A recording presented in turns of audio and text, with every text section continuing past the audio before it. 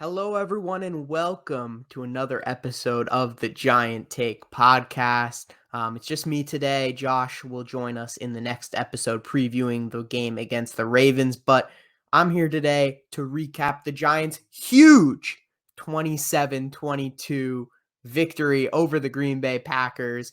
This was just a huge win. So happy. Probably the biggest win in Giants for the Giants in the past 3-4 years, probably since 2016. And this was just a great game, great comeback, great team effort, great spirit from the whole group, and just super happy that we could end the, morning, I guess, because this game was in London, with a nice win. And we head back to New York, New Jersey at 4-1. There was just nothing that really went wrong except for a couple of injuries today. But we'll get into all of that. I guess let's just talk about the main man, Daniel Jones, questionable coming in, it seemed, after his ankle injury in the previous game against Chicago. Couldn't play a couple of snaps at the end of the game.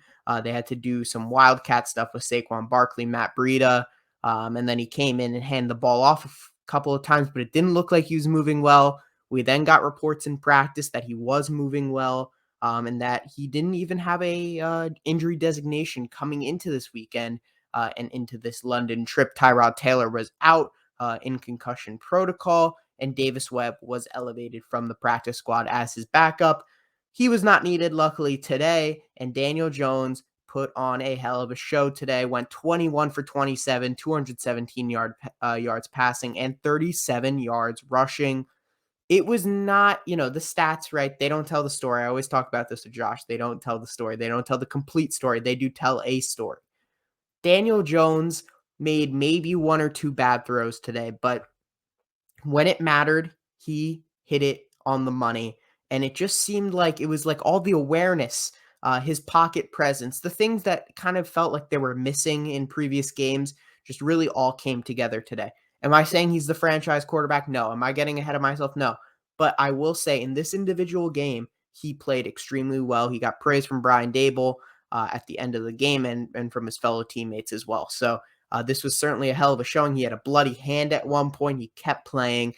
Through all the pain, I don't think you can question this guy's determination, his drive, and what he puts on the line for this team. You can't question that. You may not think he's the best quarterback for the New York Giants. You may not think he's the future quarterback of the New York Giants, but you cannot deny, what effort he puts in every week, every day to hopefully get better and to, get wins for his team. And it was, it was one of those days that I was like, damn, I'm proud Daniel Jones is the quarterback of this team.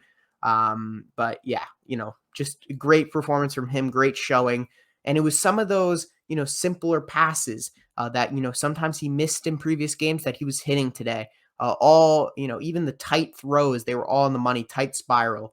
Sometimes when, previously he would take a sack or throw an interception, he would just throw the ball away.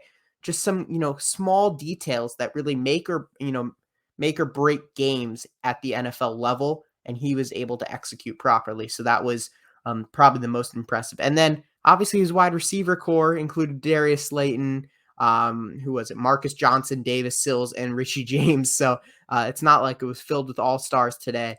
A few tight ends and obviously Saquon Barkley, but his weapons are not, they were probably the weakest they've been all season this morning, I should say. And he was able to shine through and, set up plays for those players. And, got to give credit where it's due. Those wide receivers certainly stepped up as well. And we'll talk about that in a little bit. But Daniel Jones, I'm usually not, I wouldn't say I'm a supporter. I wouldn't say I'm a hater. I'd say I'm kind of neutral about it. I said, let's give him this year. Let's see what he does. Haven't been overly impressed the first 4 weeks, but this week was certainly impressed. And, is it going to continue? That's the main question. He shows all these flashes.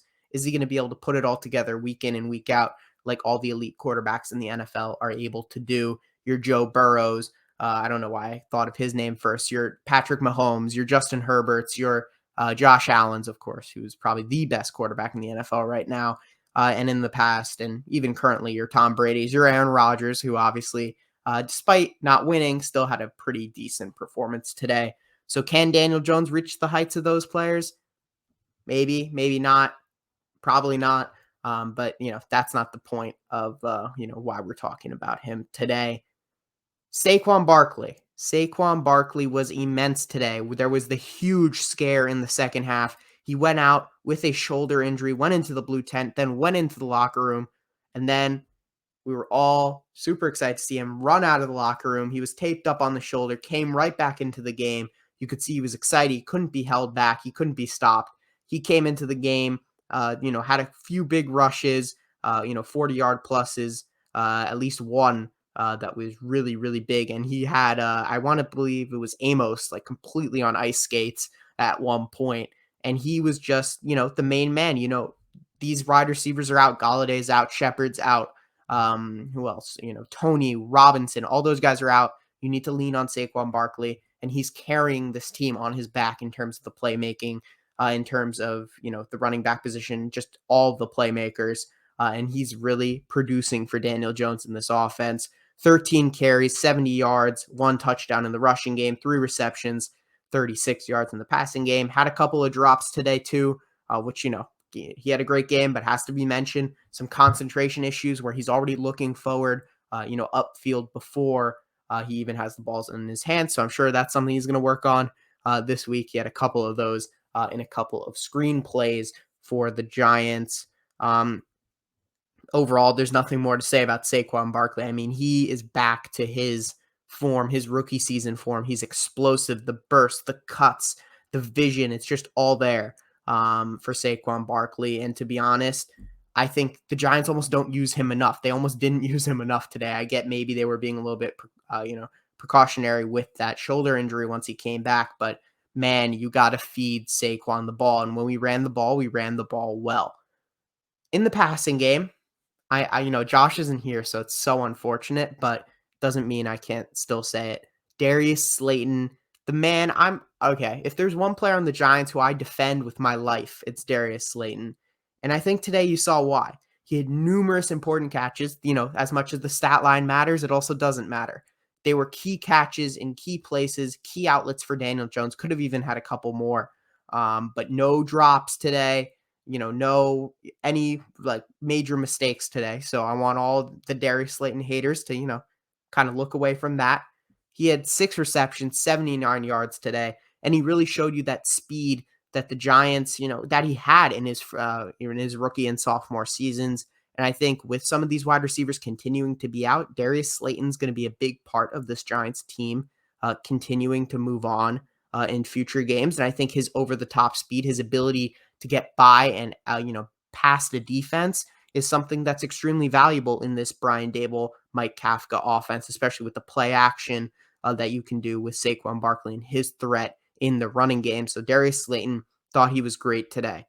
Marcus Johnson, who got elevated from the practice squad, also had a couple of really key catches, getting a couple of key first downs, 3 receptions, 35 yards, was the only wide receiver elevated from the practice squad. And he showed why he should have been the one. And he certainly had a solid game as well. Nothing to write home about, but certainly solid. 2 players who I wouldn't say they were in the doghouse, but we've noticed with Brian Daboll that sometimes he has certain receivers not playing during certain games. We saw Kadarius Toney like that week 1. We saw Galladay like that week 2. So it seems like he just picks and chooses players for each week. And this week, it really seemed like it was David Sills mostly, but also to a small extent, Richie James, who were both just really not involved whatsoever today. But particularly David Sills, it felt like each of them had a couple of catches, but I'm not sure. We don't have like the snap count numbers out yet. Usually that comes out a little bit later in the night or tomorrow. But what made it that David Sills and Richie James were not as ideal in matchups as Darius Slayton or Marcus Johnson, right? Darius Slayton, had been behind those two for weeks now in the depth chart, even back into training camp. What changed in this game? And that's, something that I can't answer and only Brian Daboll and Mike Kafka can answer, but certainly an interesting continuing theme about this, like throwing wide receivers in the doghouse like each week. certain players just not involved or a certain couple players just not involved, which is certainly interesting. But David Sills still had a couple of important catches, but it just felt like he was out there on maybe less than 50% of the snaps. Going to the defensive side of the ball now, which is really where the Giants shine today, especially. Dory Jackson, unfortunately, we're going to have to talk about this. He has a knee injury. It looked bad initially. According to him, it was precautionary to take him out of the game, whatever that means.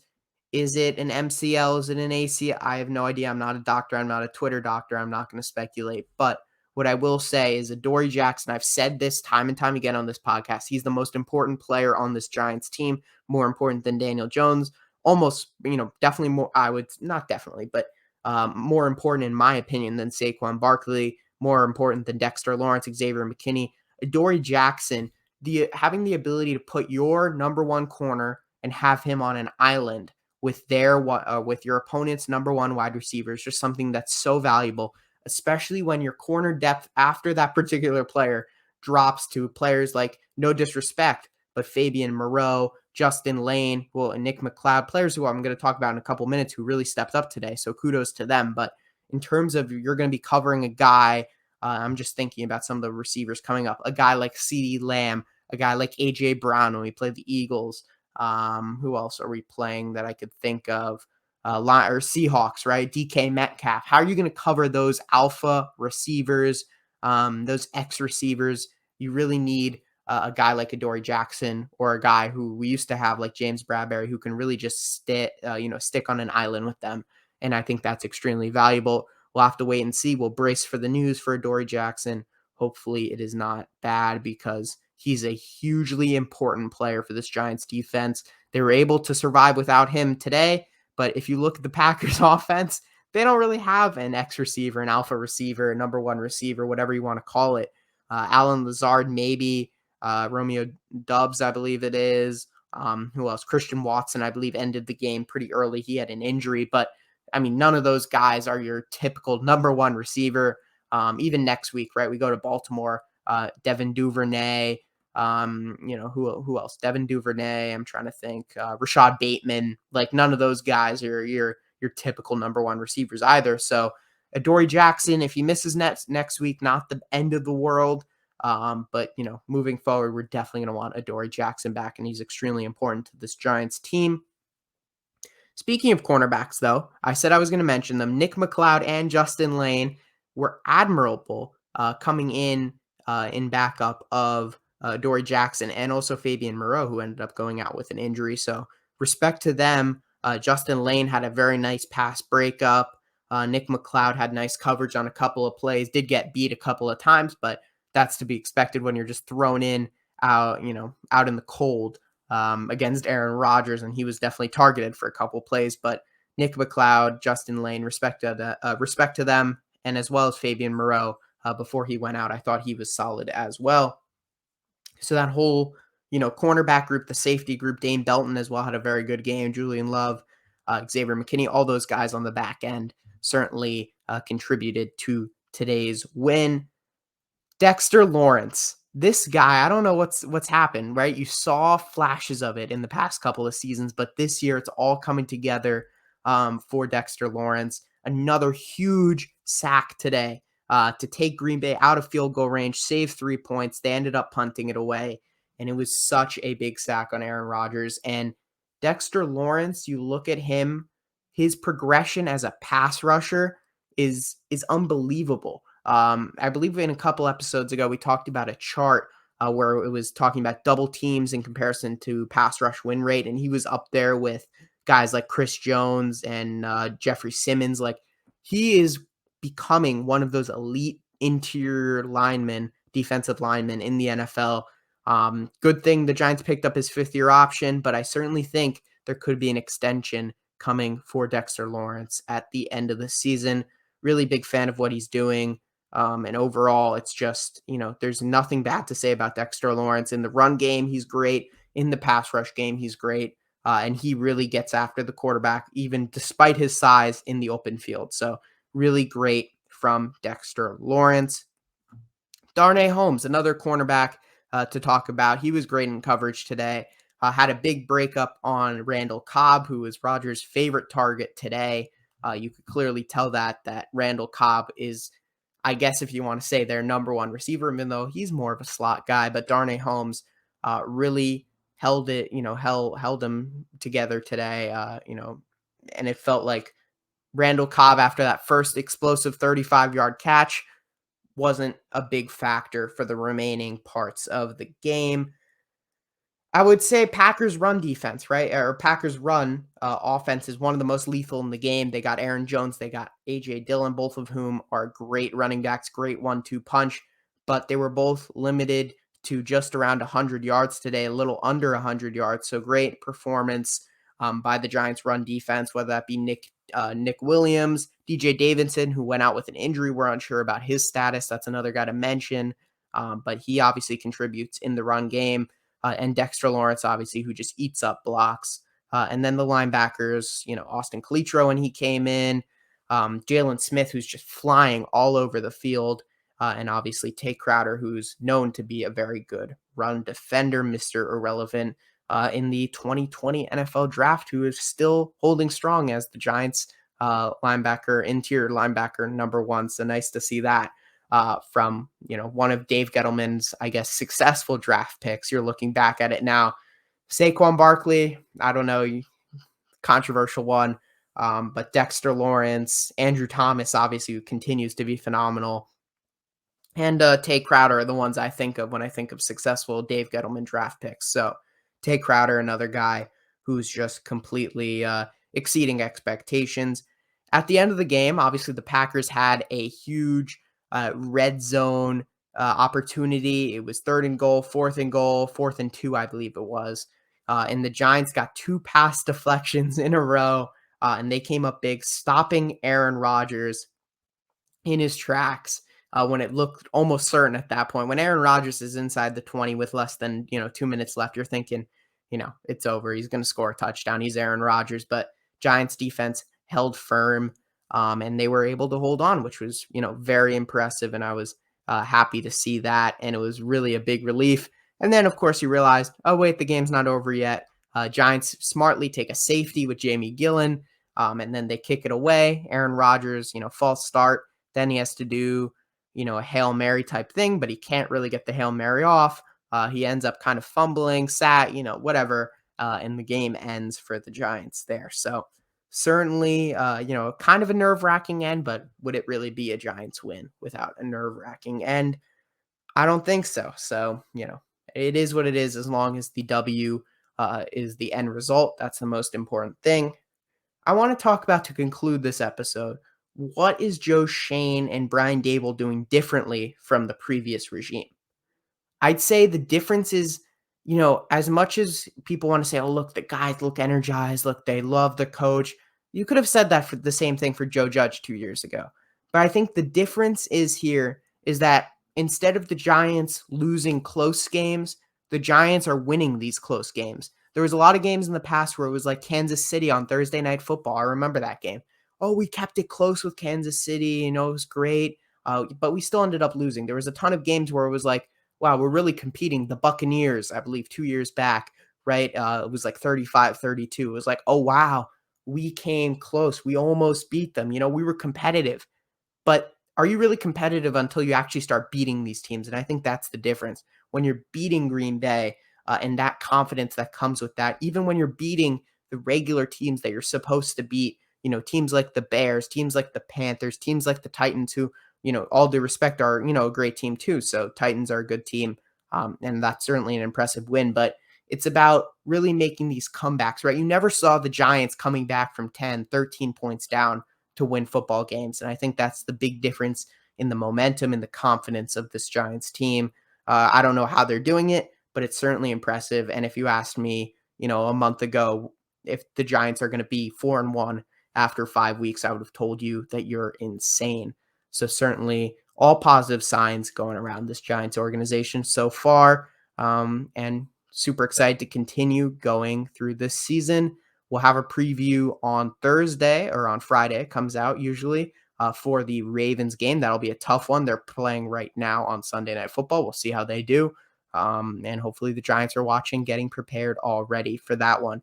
Make sure to go follow us on Twitter at the Giant Take Pod, on Instagram, TikTok, etc. at the Giant Take. Make sure to go subscribe if you're watching on YouTube. Click that like button. And if you're on, listening on the podcast platforms, make sure to give us a 5-star rating and review. Thank you, everyone, for listening to today's episode, and we'll see you next time. Looking forward to Baltimore.